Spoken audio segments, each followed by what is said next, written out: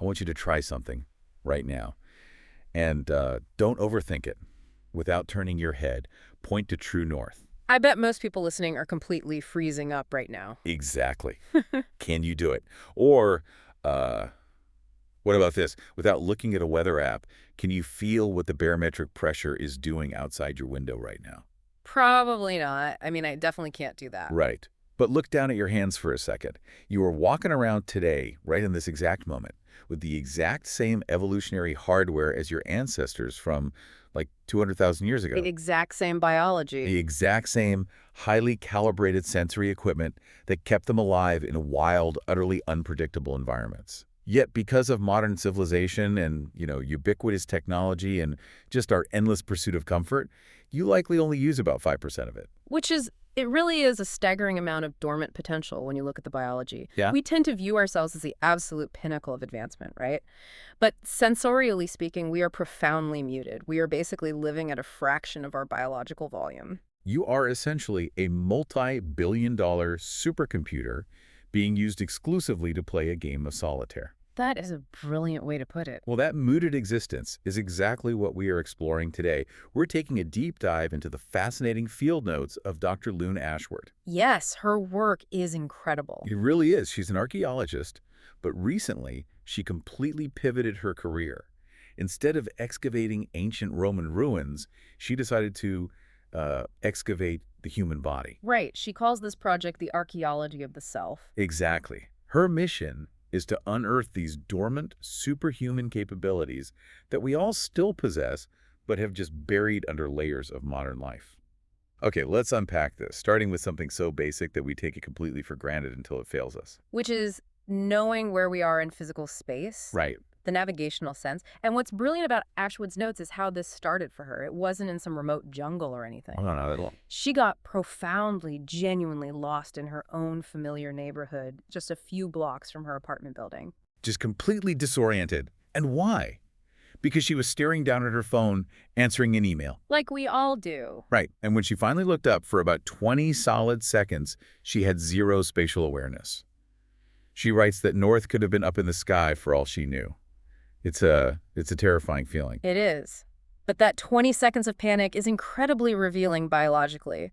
You see, we have this continuous active mode navigation system built into our bodies. Okay.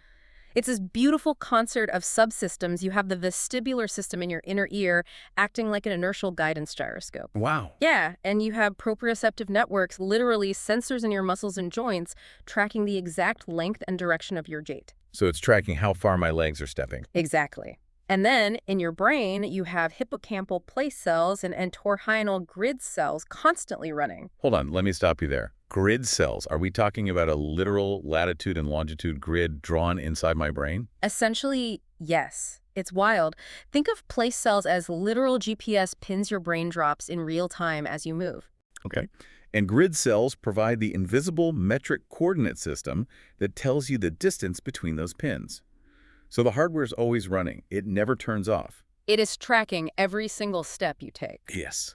But modern life, the GPS barking orders in our cars, the little blue dots we follow on our phone screens, the highly legible street signs. All that forces us into a passive mode. Precisely. So the body is gathering the data, but the mind is just, throwing it in the trash. That's the tragedy of it. The hardware is running, but our conscious mind completely ignores the output because it's outsourcing the job to an external screen. It's like relying on a calculator for so long that you forget how to do basic mental math. That's exactly what it's like. Your brain just stops trying because the calculator is right there on your desk. The system atrophies functionally. I mean, you haven't lost the brain cells. You've just stopped listening to the signals they send. So to fix this, Ashward decides to excavate this sense.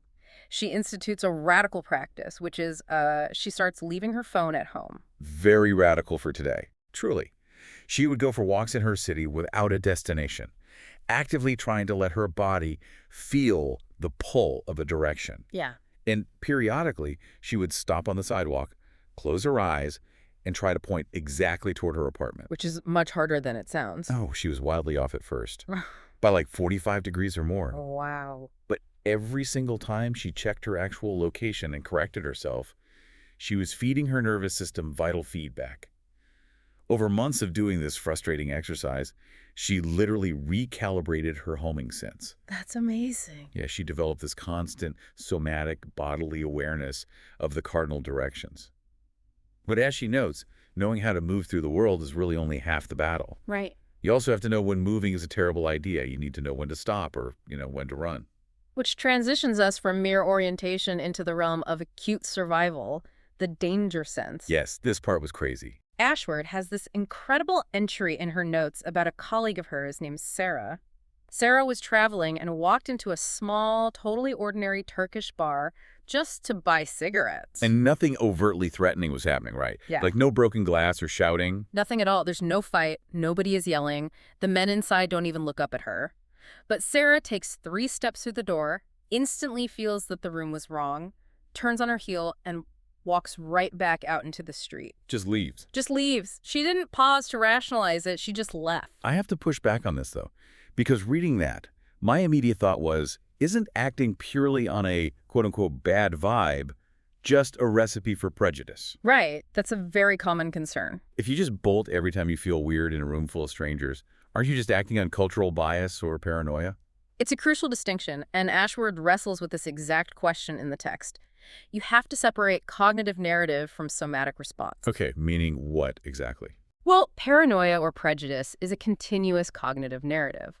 It's a story you are constantly telling yourself in your head that danger is everywhere, or that certain people are dangerous. Oh, I see. The danger sense, however, is not a story. It is an immediate, localized physical assessment. Sarah was listening to the fast subcortical system. The fast system, meaning her brain was processing things she wasn't consciously seeing. Yes, specifically the amygdala evaluating raw sensory data in milliseconds, long before your conscious verbal mind even registers what your eyes are seeing. That's wild. It detects micro-expressions, subtle chemical signatures of adrenaline or aggression in the air, the physical tension of the bodies in the room. Stuff you can't articulate. Exactly. But we also have a slow cortical system, the conscious mind. And civilization trains us to let that slow system override the fast one. We demand logical proof. We tell ourselves, don't be rude, you just got here, you're overreacting. But what if Sarah was just overreacting? Like, what if it was a false alarm? It very well could have been. But evolution specifically calibrated this alarm system to prefer false positives over false negatives. Oh, because of the survival math. Right. Think about the math of survival. The cost of a false positive leaving a perfectly safe bar is just a little embarrassment. Yeah. The cost of a false negative, staying inside a deadly room trying to be polite, is your life. Wow, yeah, when you put it like that. So Ashford argues we have to practice what she calls the permission protocol. You literally have to practice giving yourself permission to exit a situation without explaining yourself to anyone, not even yourself. You have to actively untrain the polite override. Because if you don't, you are suppressing a survival mechanism that kept your ancestors alive. Exactly. And what's fascinating is what happens next. Ashward notes that when you finally trust your danger sense to handle threats unconsciously, it's like closing a bunch of heavy background apps on your phone. Yeah, you free up massive amounts of cognitive RAM. Right. Because you aren't actively, anxiously monitoring for threats anymore. You can finally just look at your environment. You shift from survival to observation. Which brings us to the third layer of her excavation, the tracking sense. Yeah, she tells this amazing story about traveling to Namibia and working with a local tracker named Oren. Oh, this story is unbelievable. It really is. They're walking through the Kalahari, and Oren just stops dead at a patch of seemingly blank sand.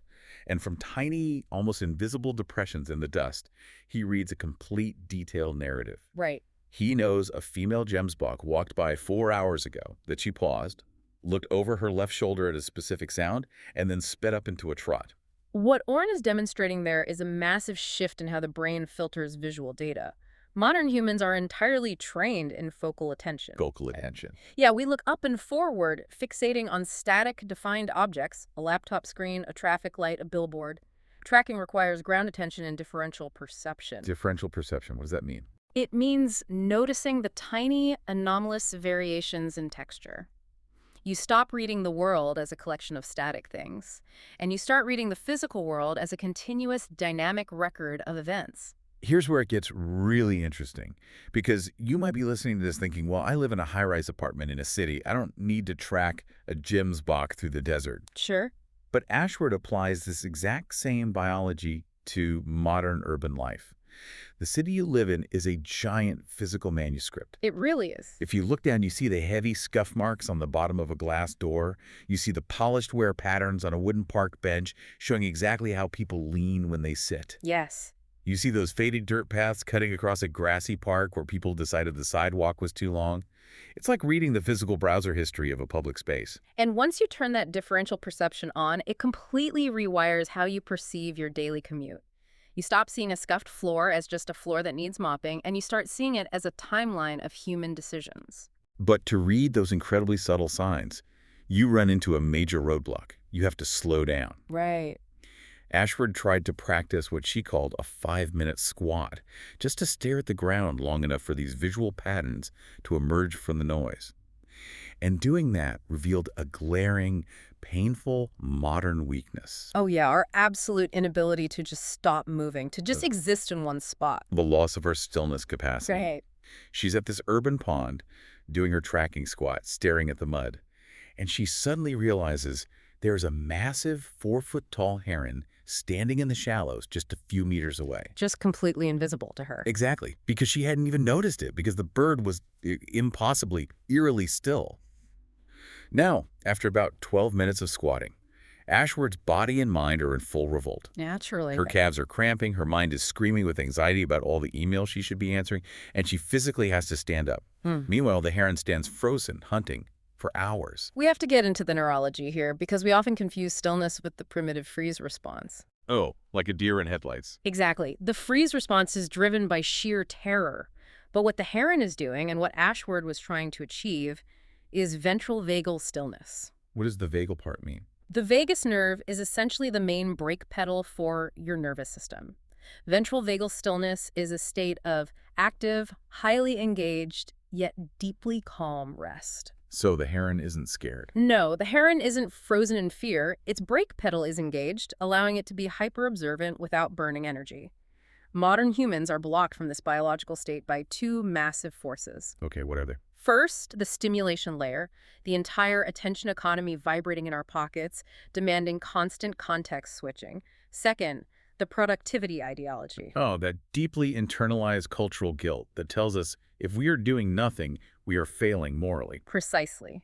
We equate stillness with laziness. So to fix this, Ashward invents the long sit practice. She goes out to a park without her phone, without a book, without a smartwatch, and forces herself to sit on a rock for hours. Sounds brutal, honestly. It was. She describes hitting this agonizing wall of mental noise and physical twitching until finally, around hour 3, something breaks. She releases what she calls tonic tension. Tonic tension, that's that invisible, chronic muscular bracing we all carry around, right? Yes. Like how your jaw is clenched right now or your shoulders are hiked up to your ears. Yep, it's the physical manifestation of our always-on, low-grade anxiety. When she finally let that muscular bracing go, she achieved that ventral vagal stillness. She felt completely unburdened. But sitting in absolute stillness like that is terrifying for a lot of people because it forces you to confront your internal discomfort. Oh, absolutely. The mental noise gets deafening when you stop moving to distract yourself. Yeah. And Ashward realized that the ultimate physical manifestation of the unknown, the ultimate environment to test this stillness, is total darkness. Which brings us to a capability that has been almost entirely eradicated by the last 150 years of light bulbs. The darkness sense. It really is a tragedy how quickly we abandon the night. Complete. The story she tells here is wild. Ashward goes to this remote, steep valley in Wales to survey an archaeological site, and she miscalculates the time.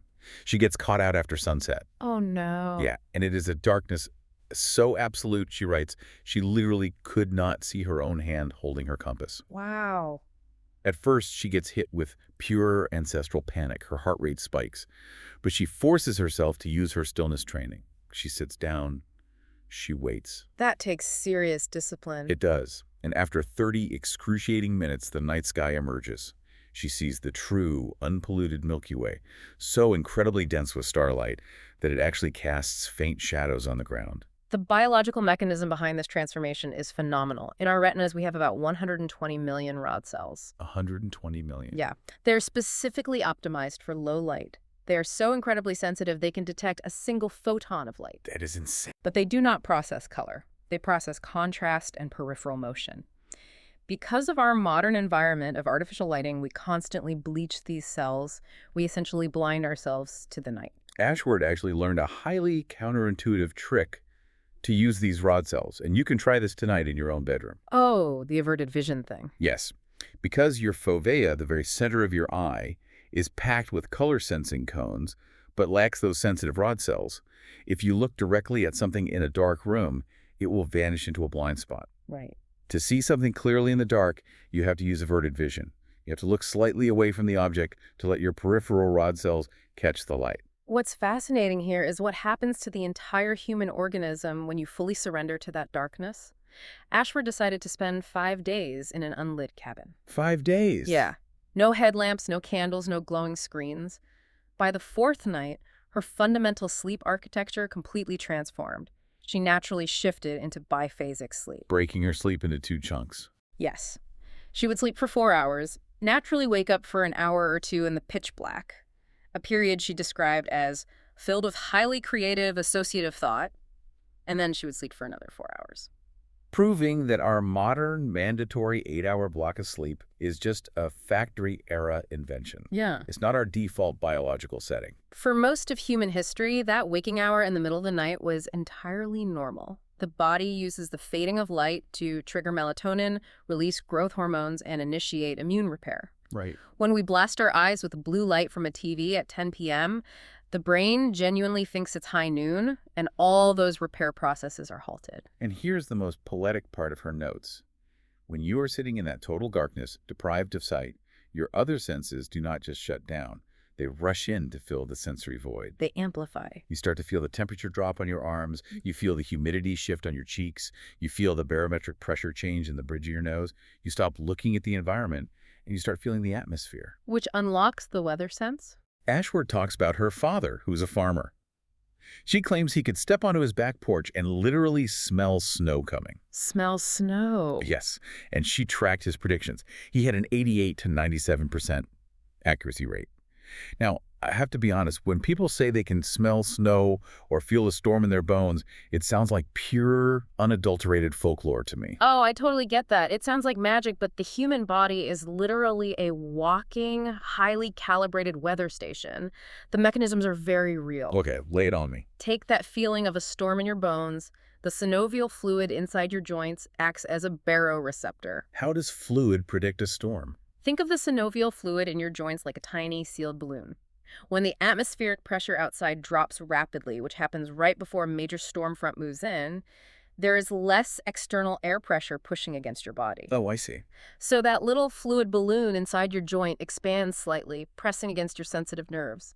That's why people with arthritis ache before it rains. That makes perfect sense. Furthermore, your skin detects microgradients in humidity, and your olfactory system, your nose, is incredibly sensitive to ozone carried on the downdrafts of distant lightning, as well as petrichor. Petrichor being that incredible smell of rain hitting dry earth. Exactly. It's a chemical compound called geosmin, produced by soil bacteria.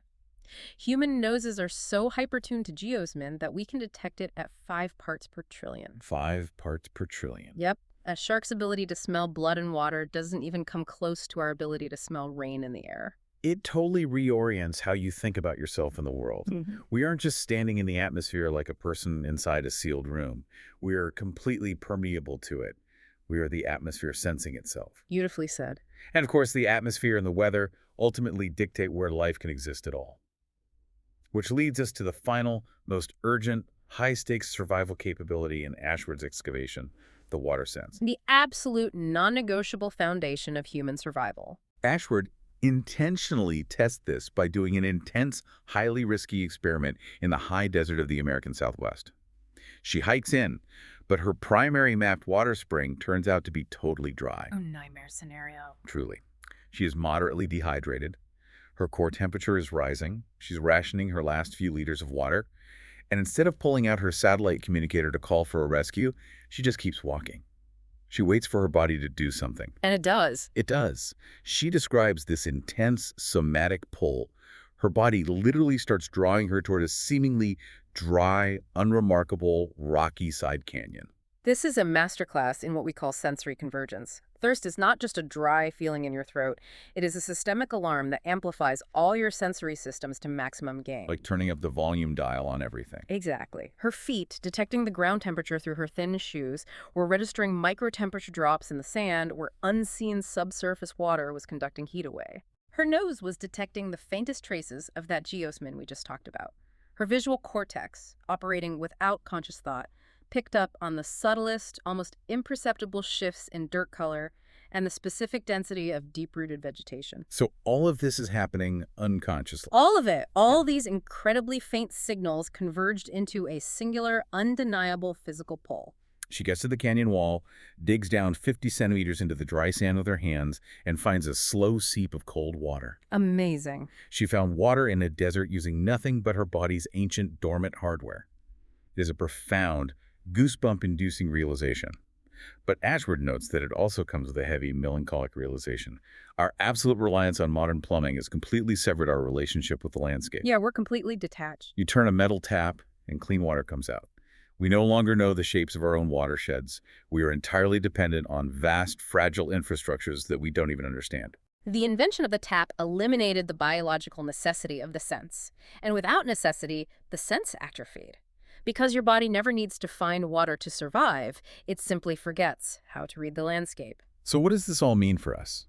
We've talked about navigating blindly using brain grids, sensing danger before it happens, tracking the invisible histories of a city sidewalk, sitting in absolute stillness, seeing by starlight, smelling atmospheric pressure, and finding water in a barren desert. It's a lot. It is. The overarching theme of Ashward's work is staggering.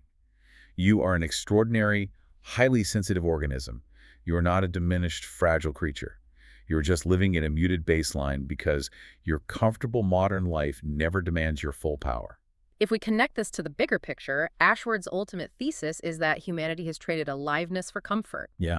We've traded deep sensory engagement for frictionless convenience. Now, she isn't advocating that we abandon civilization.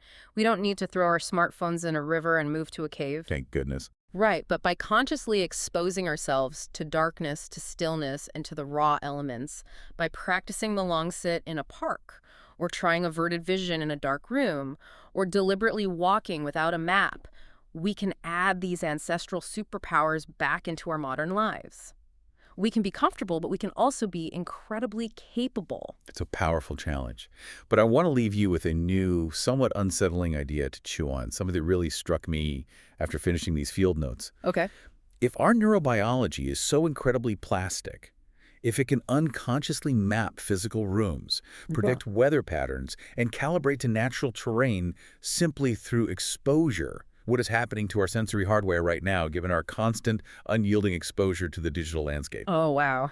That is the million-dollar question regarding our evolutionary future. Are we currently developing a bizarre, unrecognized digital tracking sense? Are our brains learning to unconsciously read the algorithms, the notification patterns, and the emotional weather of our social media feeds? Probably. And if so, is that happening at the direct expense of our physical capabilities? Are we mapping digital terrain instead of the physical earth under our feet? What new, unnatural senses are we unearthing right now, while we bury the ones that kept us alive for 200,000 years? It genuinely makes you wonder what a digital danger sense even looks like, and what kind of toll it takes on a nervous system that was built to look for physical predators, not to spend hours doom-scrolling through global crises. It really does. Thank you so much for joining us on this deep dive. Do yourself a favor today, step outside, leave your phone on the kitchen counter, and just feel the air, smell the pavement, look at the wear patterns on the sidewalk. Remember, you have the hardware of a survivor. You just have to turn it on.